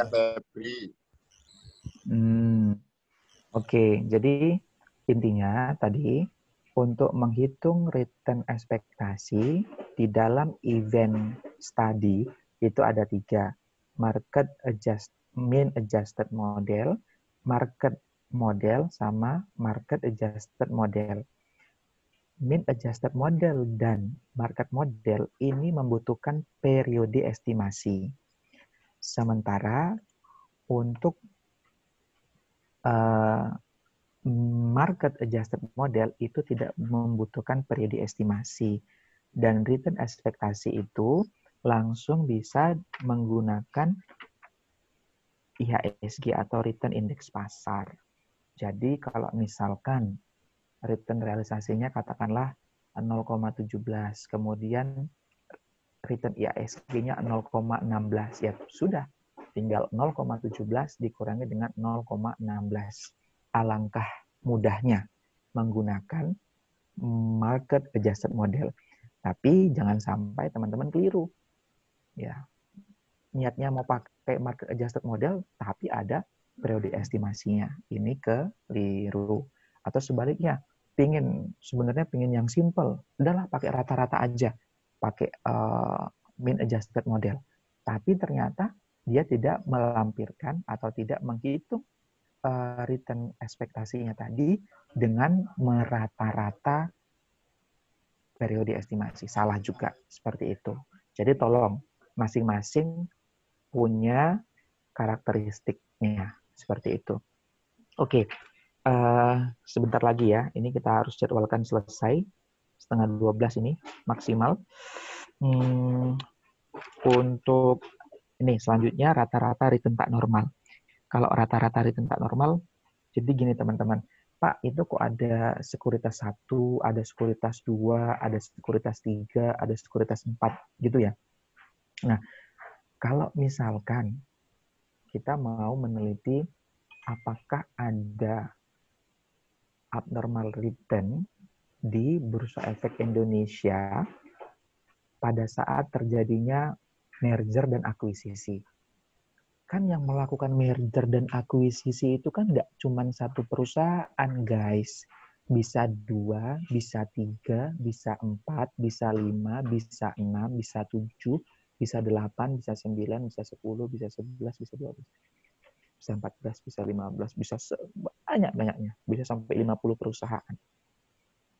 Jadi, kesimpulannya apa?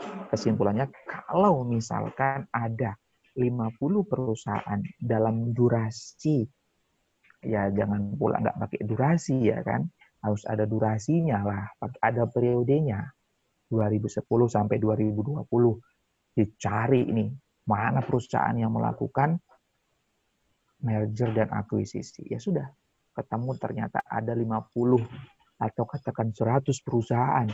Maka teman-teman carilah itu return dari 100 perusahaan itu. Jadi kalau misalkan di sini kan ada return ke-1, return ke-2, return ke-3, return ke-4 sampai return ke N atau return ke K. Kalau di sini pakai bahasanya pakai K, bukan pakai N dia. Oke, paham ya? Jadi kalau misalkan cuma 3 perusahaan, ya mungkin besok latihannya kita diuji kompetensi mungkin nggak sebanyak itulah. Ya, itu mau lebaran kapan selesainya kalau seperti itu ya. Jadi kita pakainya mungkin nanti hanya 4 perusahaan atau 5 perusahaan maksimal saya buat. Seperti itu. Oke, bisa dipahami ya. Jadi kalau misalkan teman-teman lihat ini di halaman 681 untuk mencari rata-rata return tak normal, kita tadi sudah punya return tak normal ya. Untuk -3 itu ada 0,001,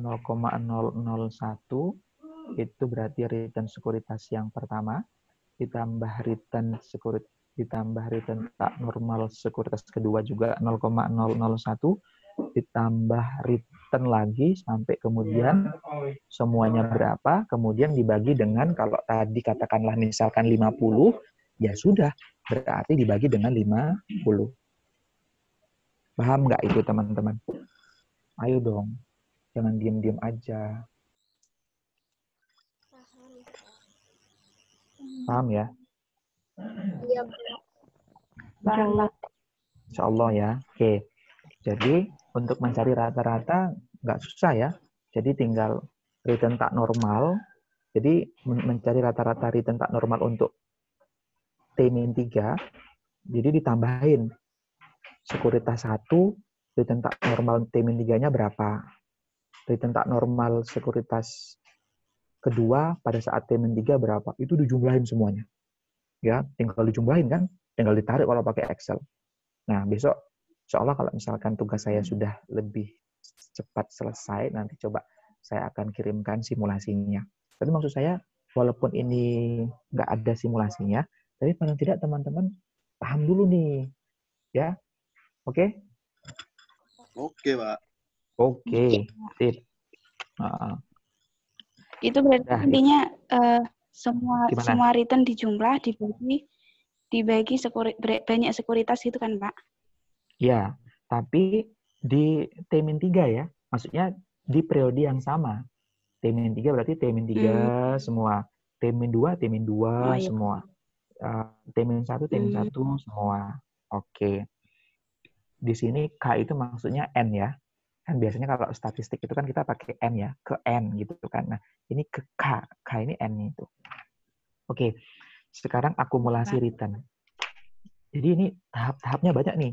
Dari mulai ngitung return realisasi, ngitung return ekspektasi.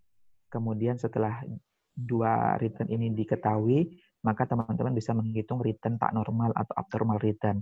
Setelah teman-teman menghitung abnormal return, maka teman-teman harus menghitung rata-rata return tak normal. Ada 4. Nah, yang kelima harus menghitung akumulasi rata-rata return tak normal. Ini lebih mudah lagi, teman-teman. Gimana caranya, Pak? Caranya, lihat aja tuh. Rata-rata return tak normalnya berapa untuk yang -3?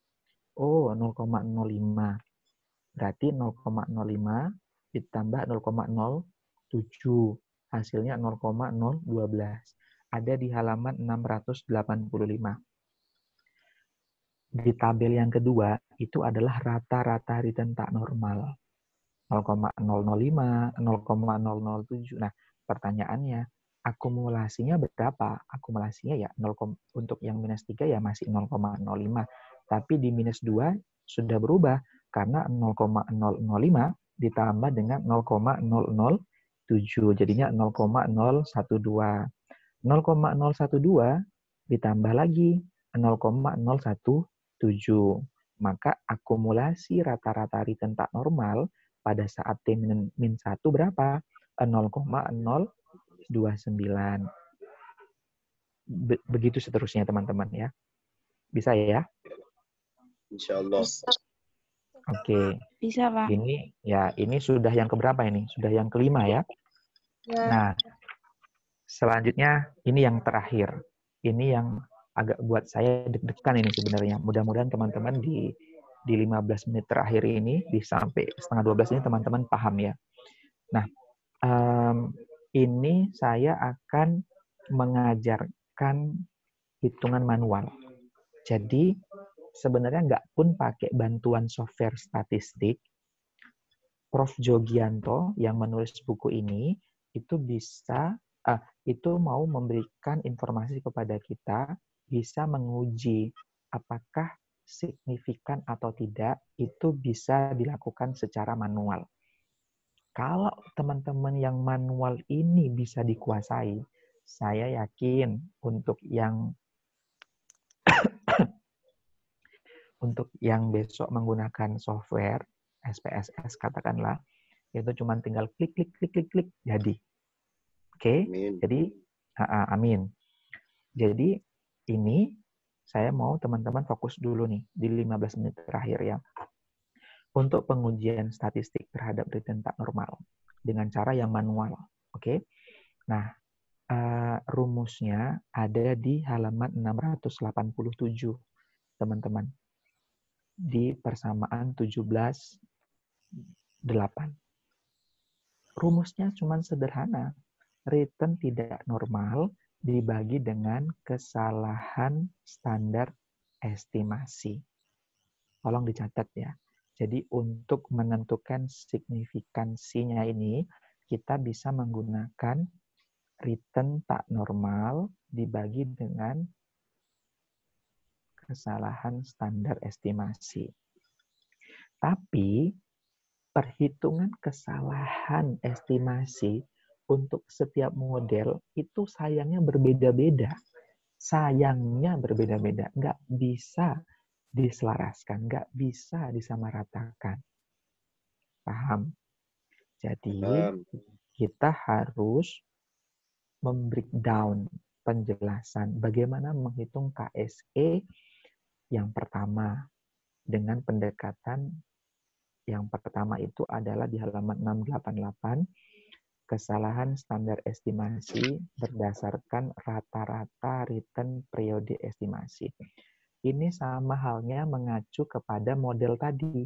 Kalau model pertama kan tadi kan mean adjusted model. Berarti kita menghitung kesalahan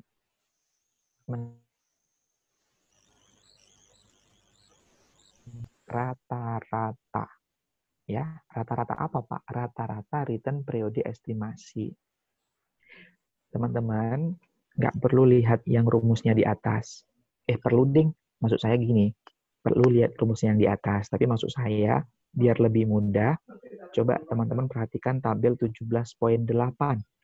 Tabel 17.8 ini ada return sekuritas ke-1, return sekuritas ke-2, sampai return sekuritas ke-K. Nah, di sini tugas kita adalah mencari apa? Mencari rata-rata.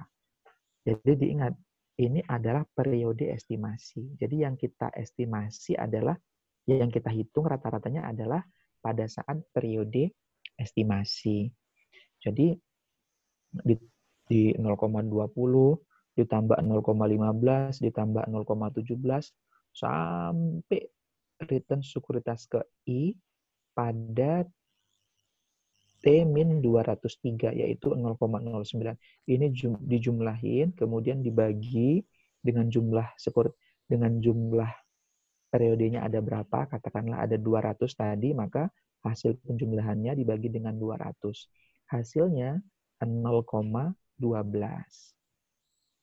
Oke, sampai sini bisa diikuti. Demikian juga dengan return sekuritas yang kedua. 0,18 tambah 0,17 tambah 0,16. Nah, nanti kan teman-teman mengerjakannya pakai Excel. Jadi tidak input satu persatu. Tinggal ditarik aja, di drag, selesai. Jadi lebih efisien waktunya. Nah, kemudian bagaimana menghitung kesalahannya? Ada di halaman 690, Mas dan Mbak. Setelah tadi teman-teman menghitung rata-ratanya dan ketemu angka 0,12, maka untuk menghitung kesalahan estimasinya, caranya adalah ini sama dengan menghitung varian, ya, atau standar deviasi. Jadi 0,20 yang ada di halaman 689 itu dikurangi dengan 0,12, kemudian dipangkatkan 2, ditambah 0,15 dikurangi dengan 0,12, dipangkatkan 2, ditambah 0,17 dikurangi 0,12, dipangkatkan 2, dan seterusnya sampai angka yang terakhir. Baru dibagi dengan jumlah periode dikurangi 2. Nah, kenapa ada pangkat setengah? Ini pangkat setengah seperti yang pernah saya sampaikan di kelas untuk menghilangkan akar. Kalau teman-teman nggak mau pakai setengah, ya berarti akarnya jangan dihilangin. Seperti itu. Oke, jadi ketemulah 0,02. Nah, 0,02 inilah yang kemudian teman-teman jadikan acuan. Jadi untuk menghitung signifikan, untuk menghitung return tak normal yang standar, yang sudah distandarisasi, maka teman-teman lihat di halaman 691 di bagian tabel.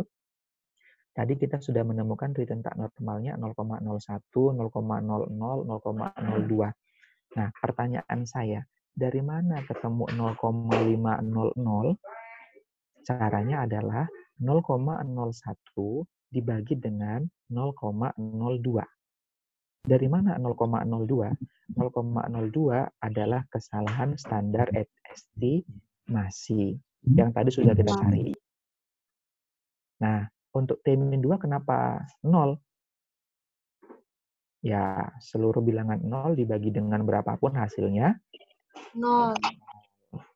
Oke, minus yang T-1 kenapa hasilnya 1? Ya iya, RTN-nya atau return tak normalnya kan 0,02. Sementara KSE-nya 0,02 juga. Berarti 0,02 dibagi dengan 0,02 hasilnya berapa? Hasilnya 1. Gitu. Oke. Sampai sini paham nggak penjelasan saya? Karena kalau misalkan sampai sini nggak paham, ini nanti ke belakang juga nggak paham nih. Seperti itu. Ayo, kalau mau tanya, silakan tanya. Dipersilahkan teman-teman yang mau nanya. Pak, tadi yang 0,00 itu gimana ya Pak? Bisa diulang? 0,500? Ya. Ya, jadi untuk menghitung 0,5 ketemu dengan 0,500, ini kan tadi rumusnya adalah RTN dibagi dengan KSE. RTN itu apa? Return tak normal. KSE itu apa? Kesalahan standar estimasi. Berarti 0,01 dibagi dengan 0,02. Ketemunya 0,5.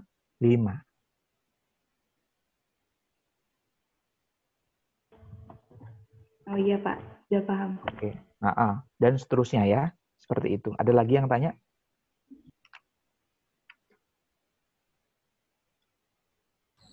Teman-teman yang lain. Ayo.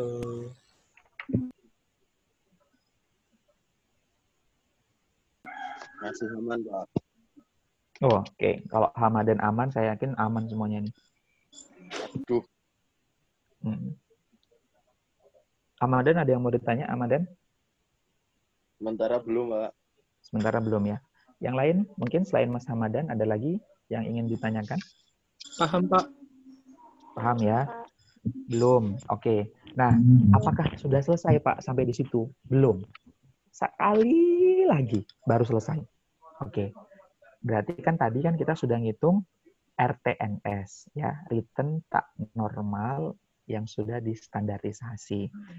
Untuk T-3 ada 0, untuk sekuritas pertama itu di bagian T-3 ada 0,5. Untuk yang sekuritas kedua ada 1. Kemudian untuk sekuritas ke N atau ke K itu 0,00. Nah, balik Mbak Mas halamannya 692. Terakhir ini.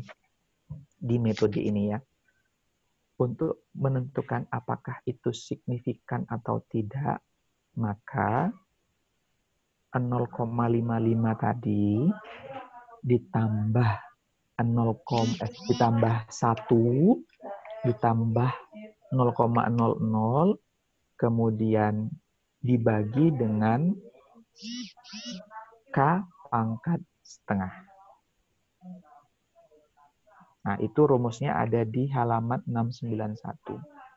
Kalau teman-teman agak susah mentransformasi rumus yang ada di 17.10, maka teman-teman bisa langsung lihat tabelnya. Oh, ternyata caranya RTNS sekuritas pertama untuk T-3 ditambah dengan RTNS sekuritas kedua pada saat T-3 ditambah dengan RTNS sekuritas ke N pada saat T-3. Dijumlah dibagi dengan K pangkat setengah. Kenapa ada pangkat setengah? Sekali lagi saya sampaikan untuk menghilangkan akarnya. Nah, hasilnya tentunya berbeda-beda ini. Untuk T-3 hasilnya 0,255. 0,255 betul ya. Untuk T-2 0,525, untuk T-1 1,982, untuk T0 3,891, kemudian 3,750, kemudian 1,655 dan 1,355. Nah, di sini untuk menentukan apakah dia signifikan atau tidak, sudah ada keterangannya, Mas dan Mbak. Kalau nilainya lebih dari 1,2, maka dia signifikan pada tingkat 10%, dikasih bintang 1. Kita lihat, Mbak, Mas, di bagian sebelah kiri kolom, di bagian tabel rata-rata return tak normal. Ada yang bintangnya 1, ada. Kenapa? Karena ini 1,355. Oke, sebentar ya. Di rata-rata return tak normal ini kan ada bintang 1 nih. Ya. Teman-teman lihat di bagian 0,003. Bintang 1. Oke. Nah, kenapa kok ini dikasih bintang 1? Lihat T hitungnya. Jadi dari tadi itu kita menghitung T hitung. Yang selama ini mungkin teman-teman untuk menghitung T hitung itu sangat mudah sekali dengan bantuan program statistik. Nah, ternyata T hitung untuk T plus 3 adalah 1,355. Nah, 1,355 ini lebih besar dari 1,282, sehingga untuk T plus 3 itu terbukti signifikan. Untuk T plus 0, kenapa bintangnya 3? Untuk T plus 0, kenapa bintangnya 3? Karena 90 lebih dari 2,2. Oke. Karena 3,891 itu nilainya lebih besar daripada 2,326. Gitu. Oke. Ini udah selesai belum? Ternyata masih belum. Tadi saya lupa. Ternyata setelah ini kita harus menginterpretasi, teman-teman. Nggak mungkin data statistik seperti ini, perhitungan statistik seperti ini, itu dibiarkan sendiri tanpa ada yang mendampingi. Ya, jadi bentuk pendampingannya apa? Bentuk pendampingannya adalah interpretasi kita. Kenapa harus diinterpretasi? Iya, karena mereka tidak bisa berkata-kata. Kita yang bisa berkata-kata. Makanya kemudian tugas kita adalah mengata-ngatain. Gimana ngata-ngatainnya, Pak? Ya, mari kita lihat. Teman-teman harus fokus. Ini tugas kita adalah, ini sudah mau mencapai puncaknya ini. Kita mau melihat apakah ada abnormal return pada saat periode pengamatan. 3 hari sebelum, pada saat hari H, dan pada 3 hari sesudahnya. Nah, ternyata setelah dibuktikan, sudah ada abnormal return pada saat T-1. Itu artinya apa? Kalau ada abnormal return pada saat T-1, berarti ada segelintir investor yang sudah mengetahui akan adanya peristiwa itu.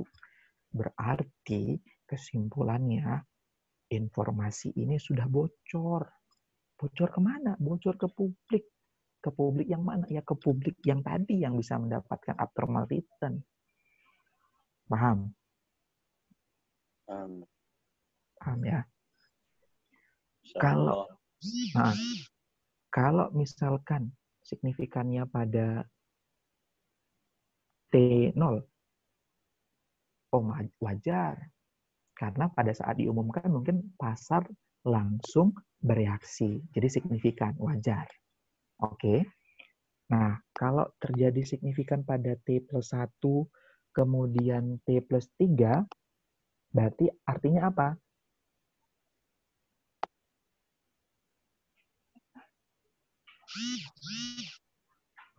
Artinya apa?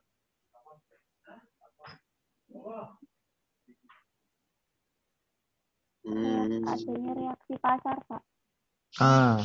Intinya pasar itu masih bereaksi sampai dengan T plus 1, T plus 2, T plus 3. Kalau ini terlalu lama, ini bisa menyebabkan pasar tidak efisien. Ingat, definisi pasar yang efisien itu adalah apa? Bereaksi secara cepat, akurat, untuk menyesuaikan dengan harga keseimbangan yang baru. Di mana harga-harga ini itu tercermin dari semua informasi yang tersedia di pasar. Kalau terlalu lama, ini berarti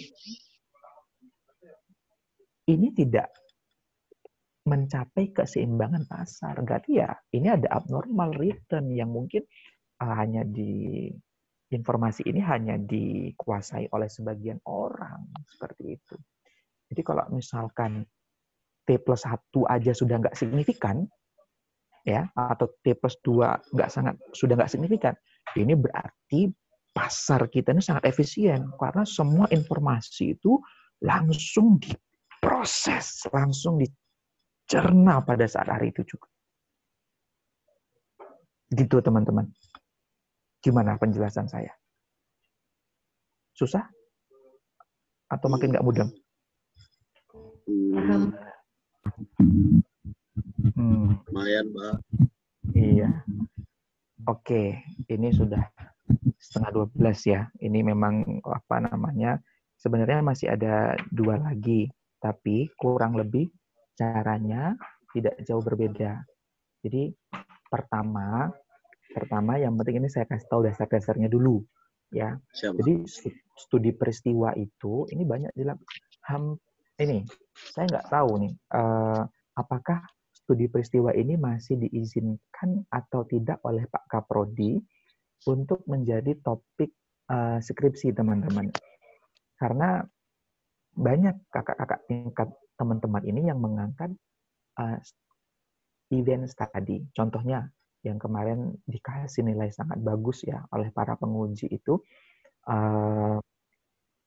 mau menguji apakah ada Jokowi effect pada saat diumumkan menjadi presiden terpilih untuk periode kedua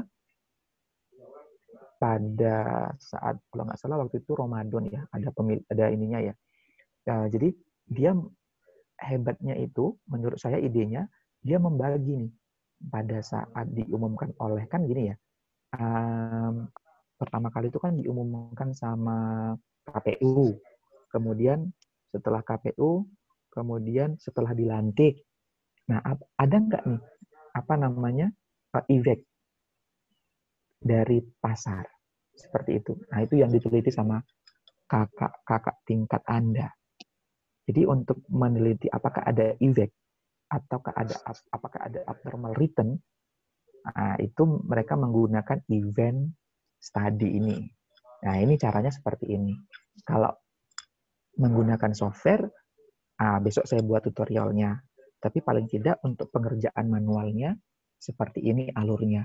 Supaya teman-teman kuat secara dasar, fundamental, tapi juga bisa menggunakan aplikasi seperti itu.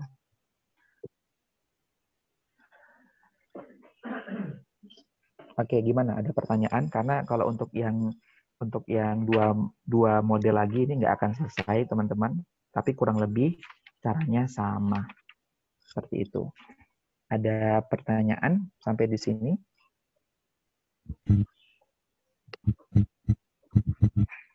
Halo guys. Boleh. Ada yang tanya tadi, siapa yang tanya?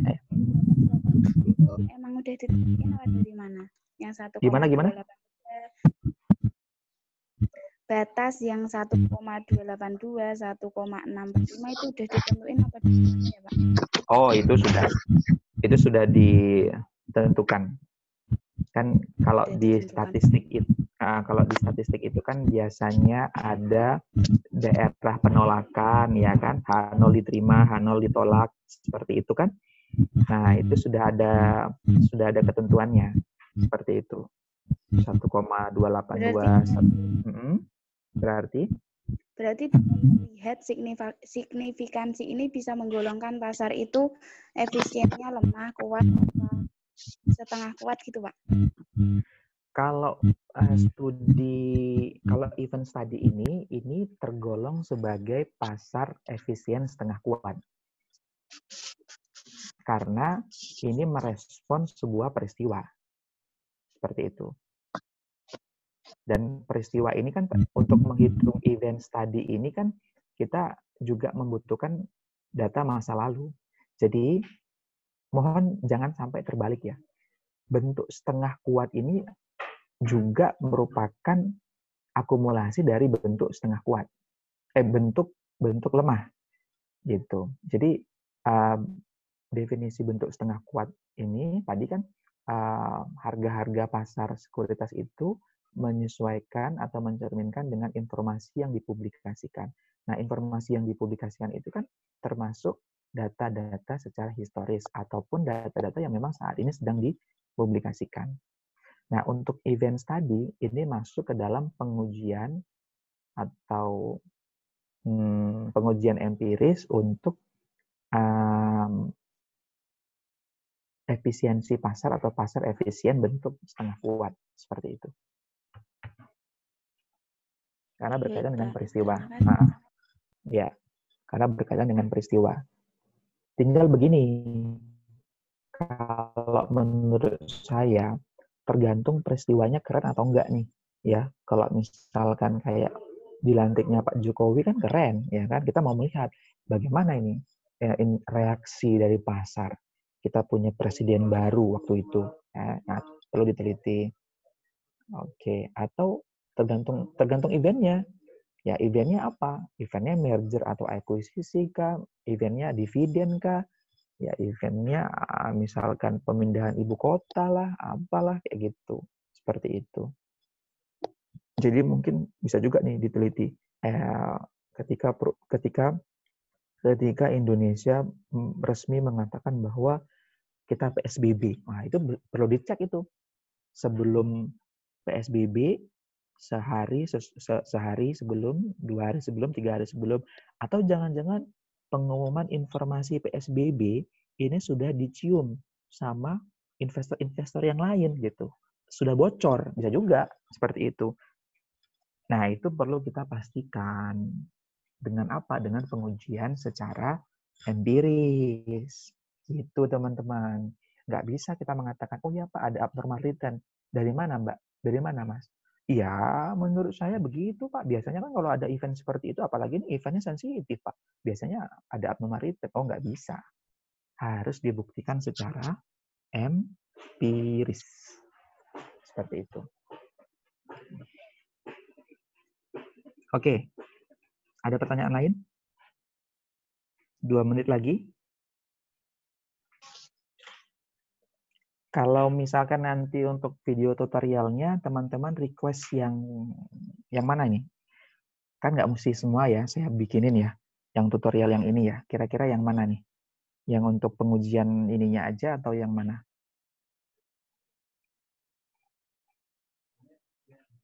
Hei, teman-teman.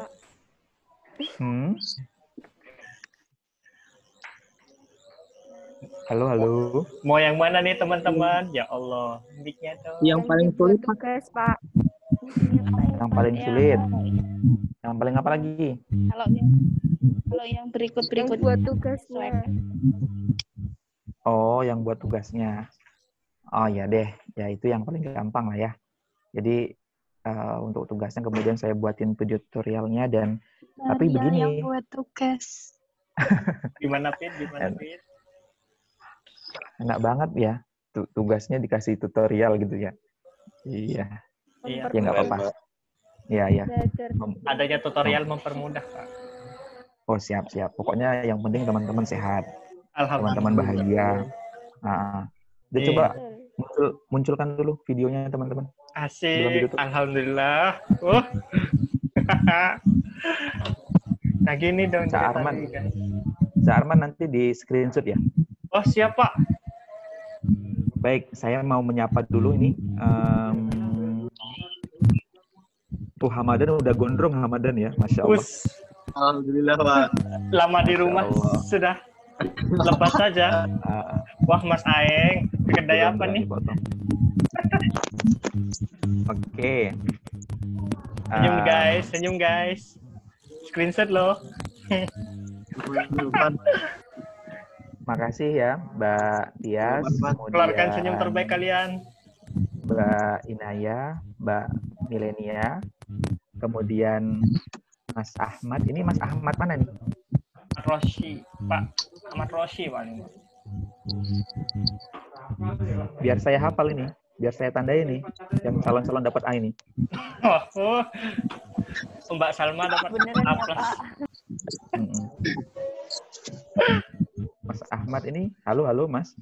Jangan-jangan masih ketiduran ini. Waduh, Asmar lagi menjalin Pak, asmara Pak. Oke, kita lewatin ya. Mbak Pandu, makasih ya. Kemudian Mbak Sarkiatun Hasanah, Mas Alvan, Mas Febrian, Mas Aeng, ini I love apa nih? I love Jogja nih bajunya ya.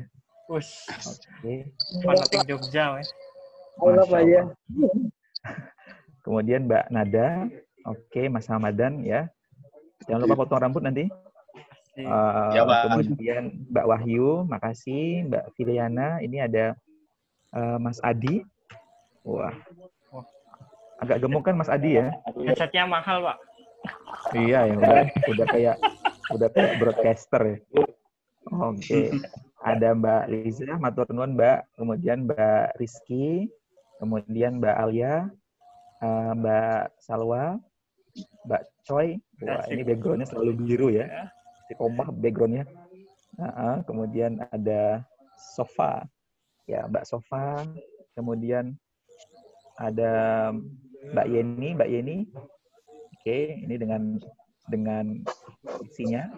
Kemudian ada Mbak Aziza, ada Mas Lutfi.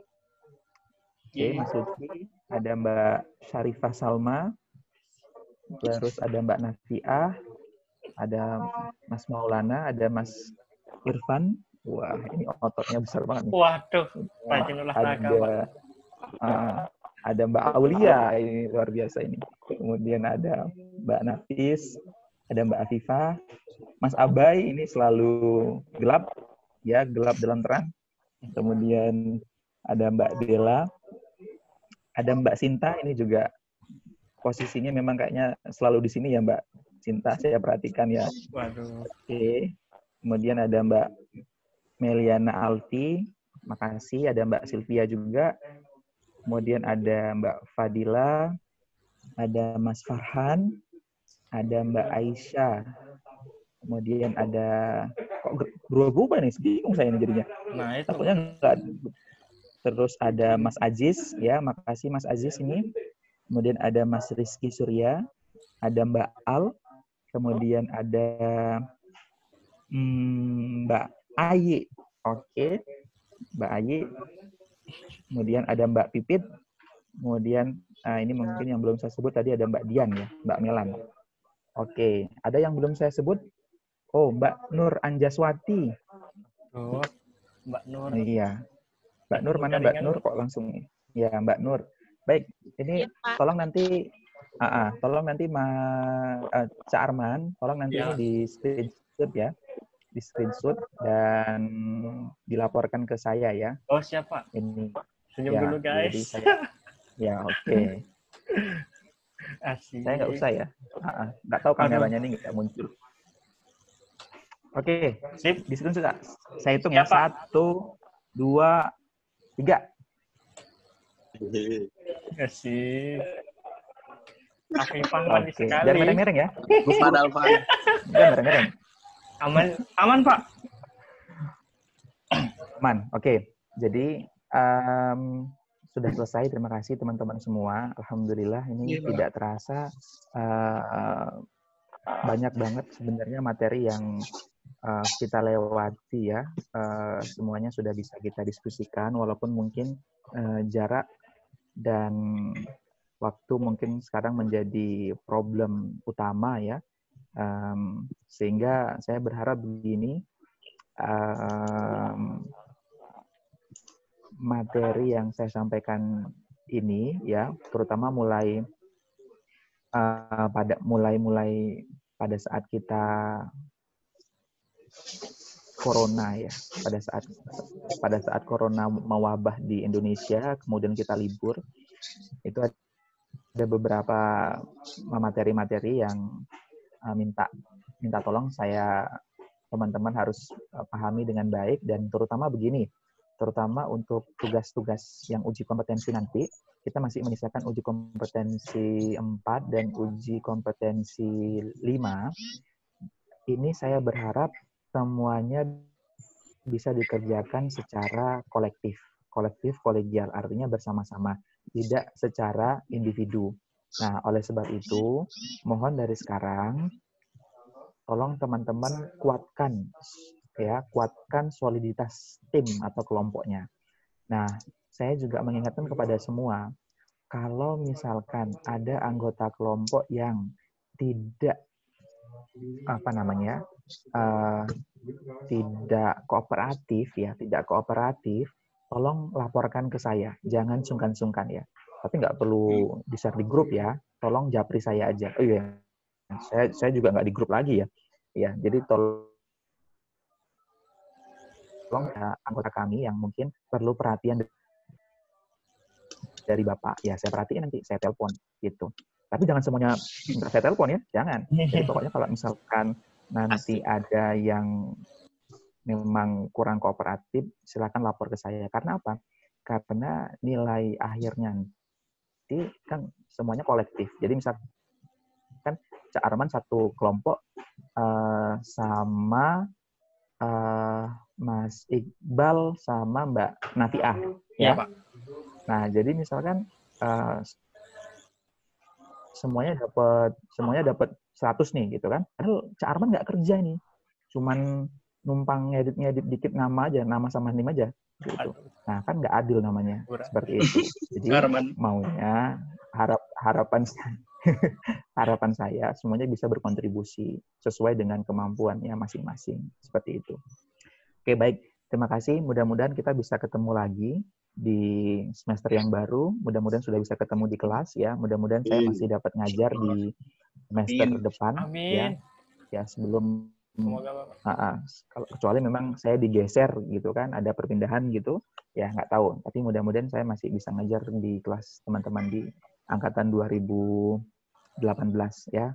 Secara keseluruhan saya sangat senang, saya sangat nyaman, dan ya saya menemukan keluarga baru lah di angkatan 2018. Terima kasih buat pengalamannya selama kurang lebih 1 semester ini. Baik, itu mungkin dari saya. Mudah-mudahan kita selalu sehat walafiat. Amin ya robbal alamin. Mari kita akhiri dengan hamdalah. Alhamdulillahirabbil alamin. Jangan sungkan untuk kontak saya kalau ada beberapa masalah pemahaman atau yang mungkin yang kurang jelas. Baik. Wassalamualaikum warahmatullahi wabarakatuh. Waalaikumsalam warahmatullahi wabarakatuh. Bubar. Ul. Keburu bubar. Aku eng. Dah keburu bubar. Aku eng.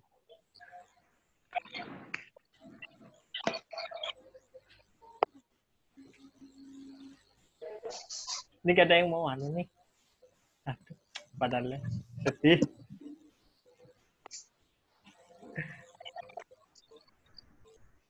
Semangat Mas Farhan. Aku hostnya, weh. Maul. Aku matiin habis kalian nih. Ngopo dan. Sarapan deh. Ya ayo nyate yo. Yo. Aduh, Yusril baru join. Apa yo sarapan, Bay? Bay ayam, Bay.